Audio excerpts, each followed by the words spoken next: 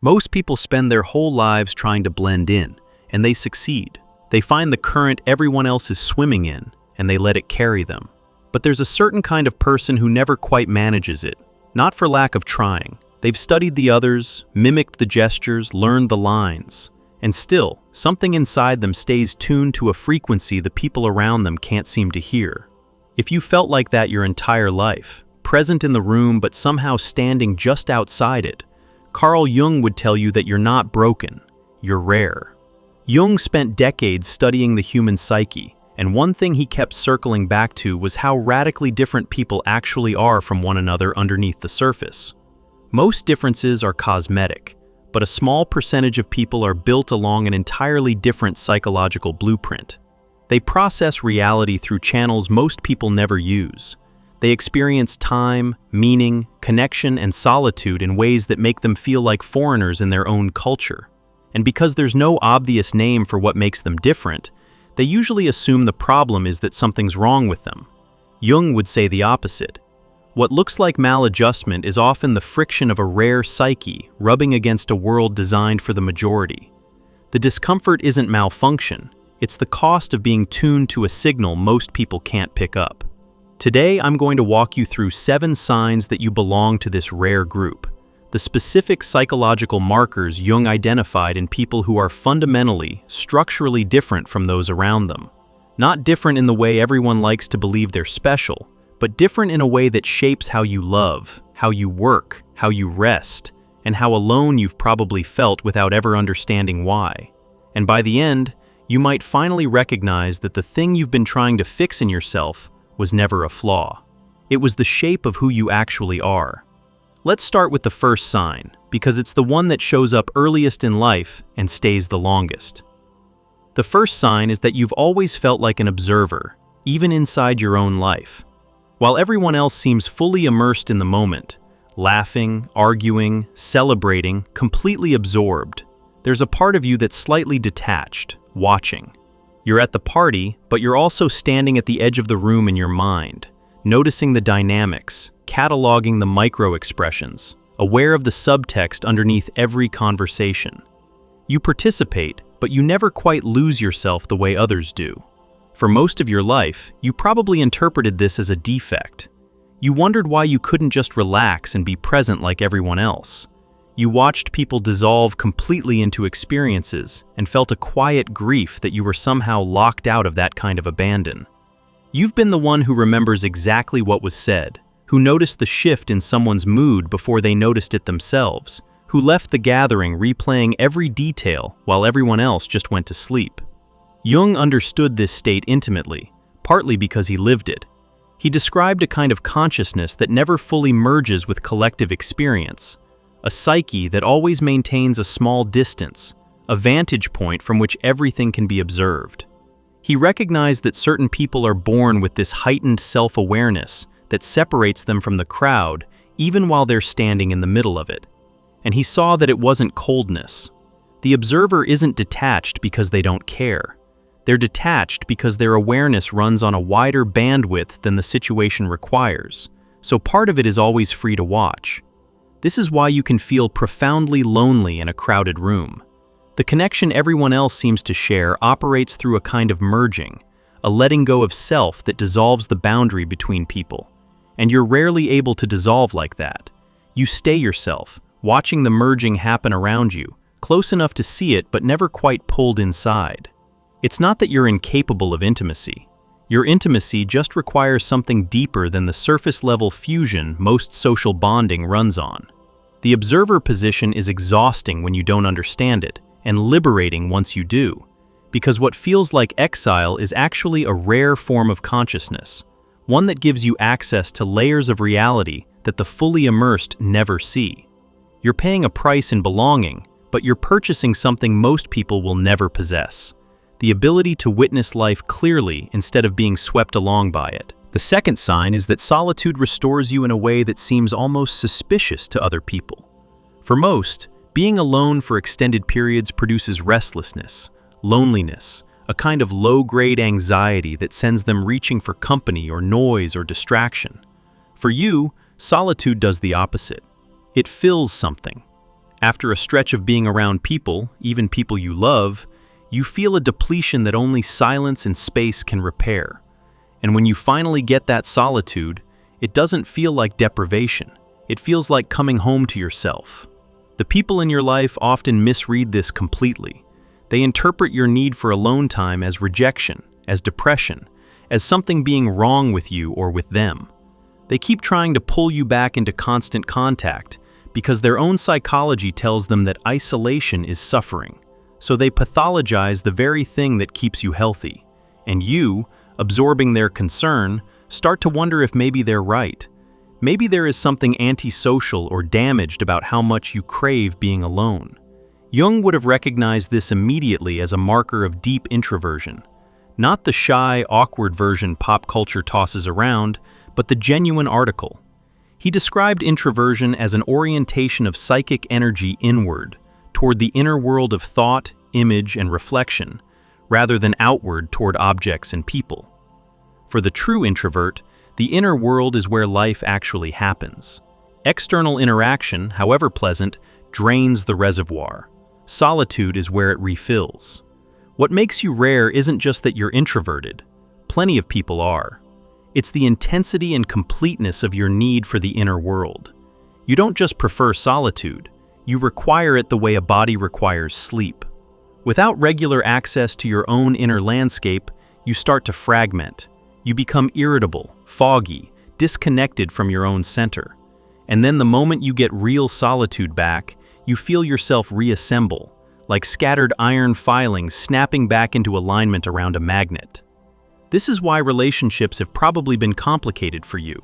The person who needs constant togetherness and the person who needs vast stretches of solitude are speaking two different emotional languages. You've likely spent years feeling guilty for needing more space than the people who love you can comfortably give. But your need for solitude isn't a wall you build against others. It's the condition that makes it possible for you to return to them with anything real to offer. When you honor it, you come back whole. When you betray it to keep the peace, you slowly disappear. The third sign is that you see patterns and connections that other people simply don't register. You'll be in a conversation and suddenly understand where it's heading before anyone else does.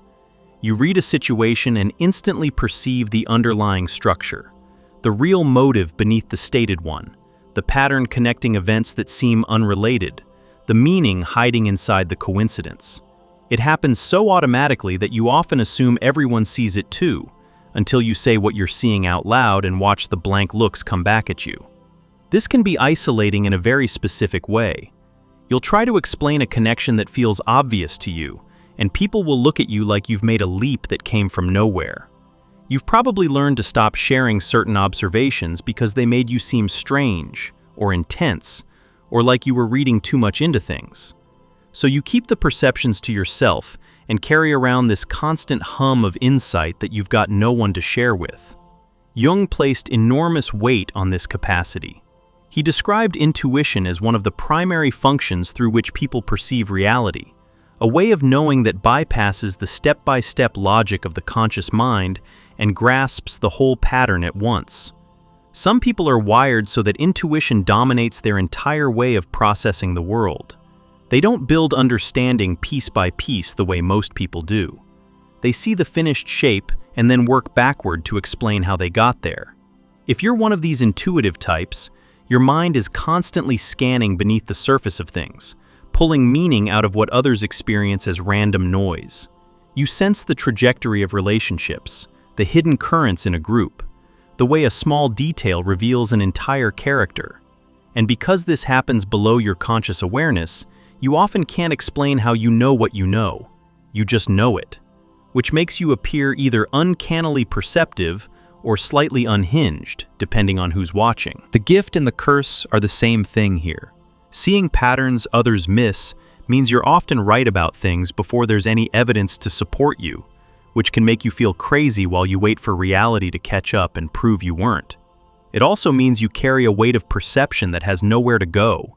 You see the ending of the story while everyone's still enjoying the beginning. And there's a particular loneliness in knowing things you can't yet explain and can't get anyone else to see. The The fourth sign is that you're physically incapable of faking enthusiasm you don't feel. Most people have a social gear where they can perform interest, mirror excitement, generate the appropriate emotional response for the occasion, whether or not they actually feel it. It's the lubricant of ordinary social life. Someone shares good news, you produce delight. Someone tells a story, you produce engagement.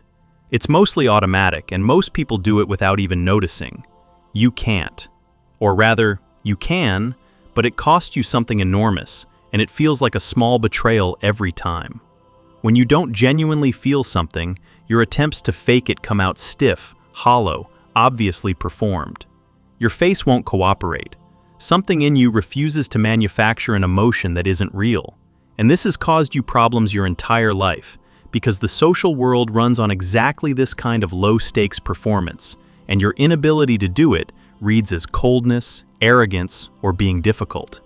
Jung wrote extensively about the persona, the social mask that lets people present an acceptable, adaptable face to the world. For most people, the persona is flexible and easy to wear. They slip it on and off without friction. But he also recognized that some people have a psyche so oriented toward authenticity that the persona becomes almost unbearable to maintain. For these people, wearing the mask doesn't feel like a normal social skill. It feels like self-erasure. If you're built this way, you've probably been called too honest, too blunt, too intense. You've watched people navigate social situations with a smoothness you can't replicate, and you've wondered why the simple act of pretending comes so hard to you. The answer is that your psyche is structured around a fidelity to what's real that overrides the social programming most people run on autopilot. You would rather stay silent than say something you don't mean. You would rather seem strange than seem fake. This makes you exhausting to certain people and profoundly trustworthy to others. Because when you do express enthusiasm, everyone knows it's real. When you say you care, there's no performance in it. You're one of the few people whose emotional responses actually mean what they appear to mean. The trade-off is that you'll never be smooth. You'll never be the person who effortlessly charms a room with manufactured warmth. What you offer instead is something rarer and heavier. The certainty that whatever you're giving is genuine, because you're constitutionally incapable of giving anything else. Before we go further into the remaining signs, I want to say something to the person who's recognizing themselves in all of this. If these markers are landing one after another, and you're starting to understand that the way you felt your whole life has a shape and a name, that recognition is worth sitting with. We put together a guide called True Self-Discovery, with 24 reflection exercises drawn from Jung's work, built specifically to help people like you stop trying to fix what was never broken and start understanding the rare architecture of who you actually are. If any of this is resonating, it might be exactly what you need right now. The link is right below. Now let's keep going, because the next sign is one of the most defining of all. The fifth sign is that ordinary conversation leaves you starving. You can spend an hour talking about weekend plans, the weather, what someone bought, who said what to whom, and walk away feeling like you haven't eaten in days. The small talk that seems to nourish everyone else registers to you as empty calories. You go through the motions, you're polite, you contribute your share, but underneath it there's a growing hunger for something real that almost never gets fed. What you crave is depth. You want to talk about what things mean. You want to understand what drives people, what they're afraid of, what they've never told anyone, what keeps them awake at night. You want conversations that go somewhere, that change both people, that touch the actual substance of being alive. And you've noticed that most people not only don't want this, they're actively uncomfortable with it. Push a conversation past the surface, and you can watch them tense up, deflect, steer back to safe ground. Jung believed that certain individuals are oriented by nature toward meaning itself, toward the deeper questions of existence, purpose, and the underlying patterns that give life significance. He saw the search for meaning as one of the fundamental drives of the psyche, but he also recognized that this drive is far more dominant in some people than others. For most, the surface of life is enough. For you, the surface is where suffocation begins. This is why you've probably counted your genuinely close relationships on one hand your entire life. It's not that you're incapable of connection. It's that the connection you need requires a depth most people can't or won't go to. You can be friendly with many and truly known by almost no one. And that gap between how many people you interact with and how few actually reach you is one of the loneliest features of being this kind of person. When you do find someone who can meet you at depth, it feels like discovering water in a desert. Those rare connections matter to you with an intensity that would surprise the people who see you as reserved. You don't need many, you need real. And the tragedy is that a world running mostly on pleasant surfaces makes it genuinely hard to find the few people who are swimming as deep as you are. But when you find them, you'll cross oceans to keep them, because you know exactly how rare that recognition is. The sixth sign is that you feel the emotional temperature of a room before anyone says a word. You walk into a space and instantly know something is off. There's tension in the air, or grief, or a false cheerfulness stretched thin over something darker. Nobody has spoken, nothing obvious has happened, but you feel it in your body, a heaviness, a subtle wrongness, and it turns out you're almost always right. Later you learn there was an argument before you arrived, or someone got bad news, or two people in the room are quietly at war. For years you may not have realized this was unusual. You assumed everyone picked up on these currents. Then slowly you noticed that they didn't. People walked into rooms thick with unspoken emotion and felt nothing, oblivious to the atmosphere you were practically drowning in. And you began to understand that you were absorbing signals most people are completely deaf to. Jung explored the ways human psyches are connected beneath the level of conscious awareness, the shared substratum he called the collective unconscious, and the phenomena where one person's inner state seems to transmit directly to another without any visible communication. He took seriously the idea that certain people are unusually permeable to the psychic states of those around them, picking up moods and undercurrents through channels that logic can't quite account for. He didn't dismiss this as imagination. He treated it as a real, if poorly understood, feature of how some minds work. If you're this permeable, the emotional lives of the people around you aren't separate from yours. They bleed into you.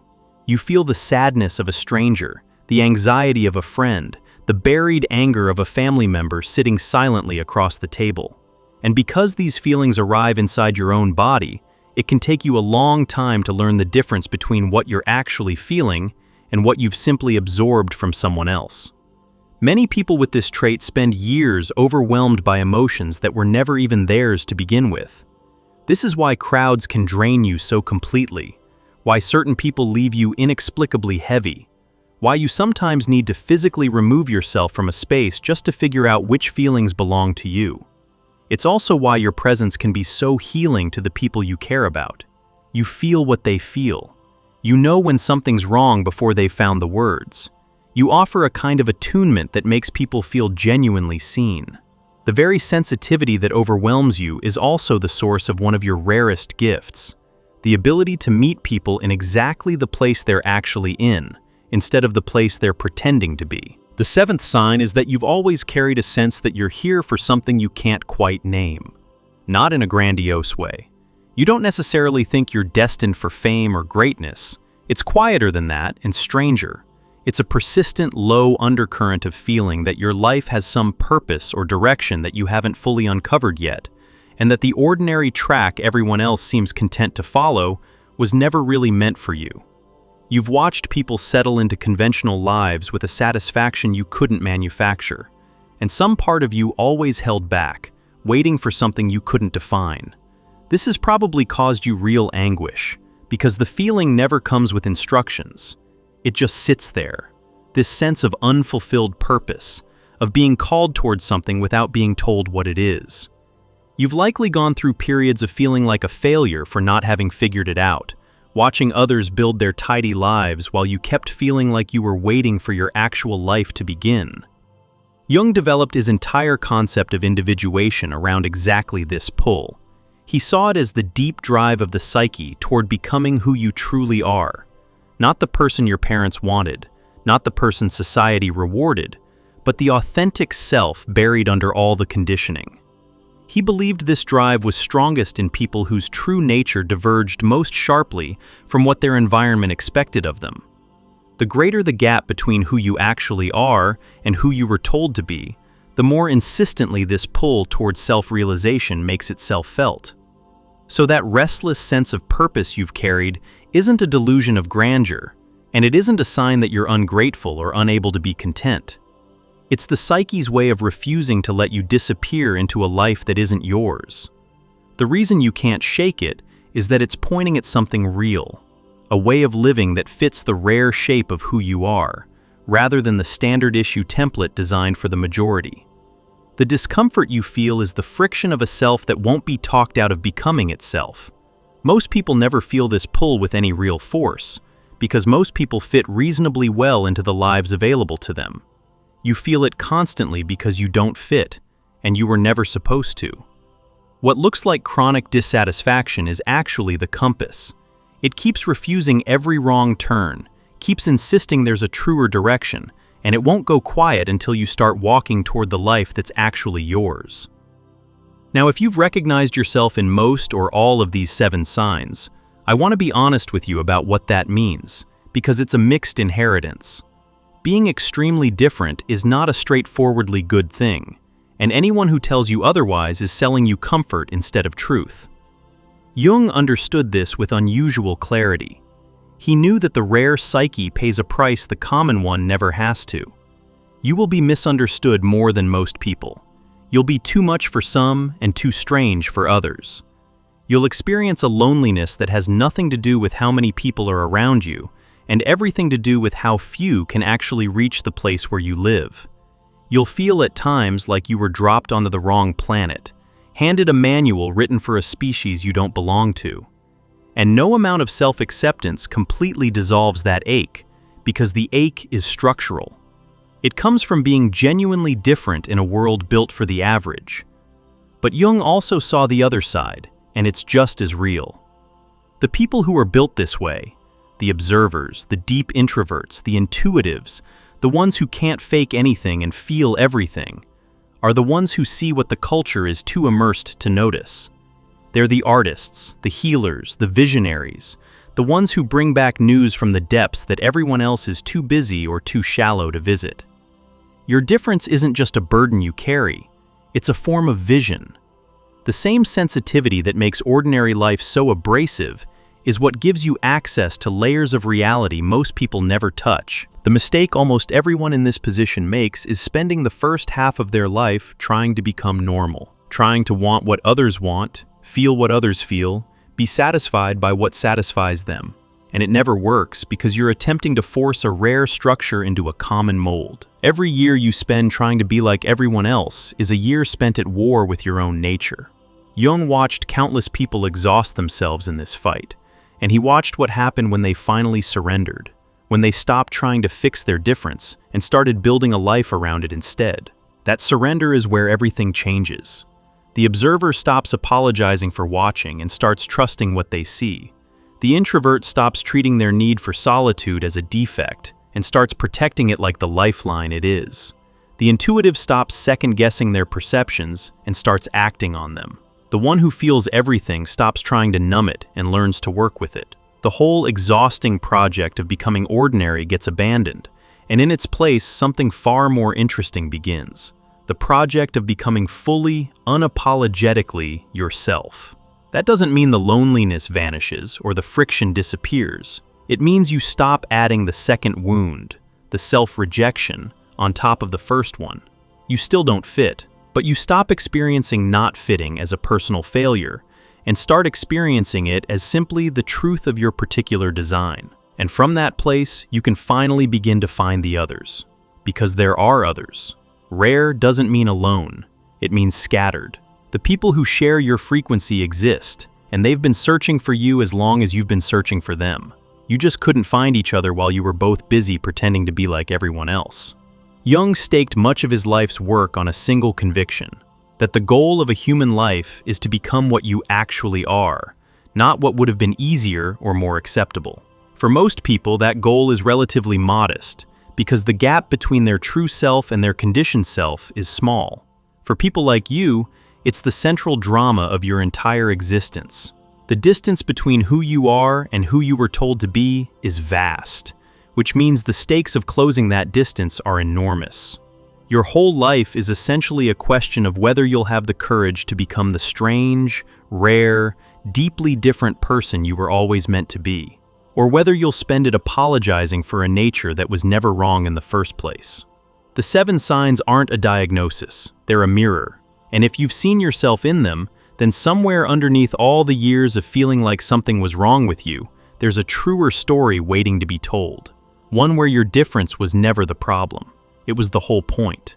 The observer's distance, the introvert's hunger for solitude, the intuitive's uncanny knowing, the refusal to fake, the starvation for depth, the porousness to other people's feelings, the relentless pull toward a purpose you can't yet name. These aren't 7 separate quirks. They're facets of a single, rare structure, and that structure is you. You were never meant to blend into the current. You were meant to feel it, see it, understand it, and eventually to bring back something from the depths that the people swept along in it could never reach on their own.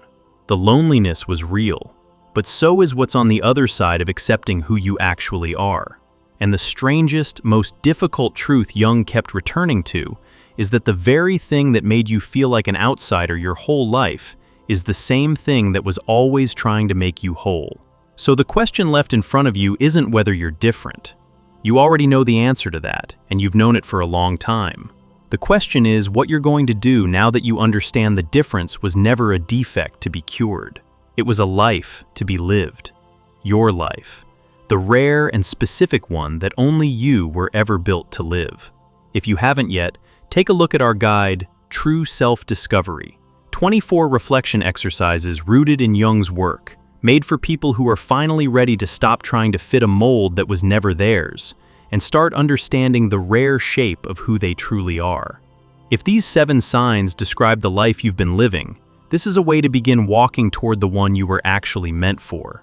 The link is right below.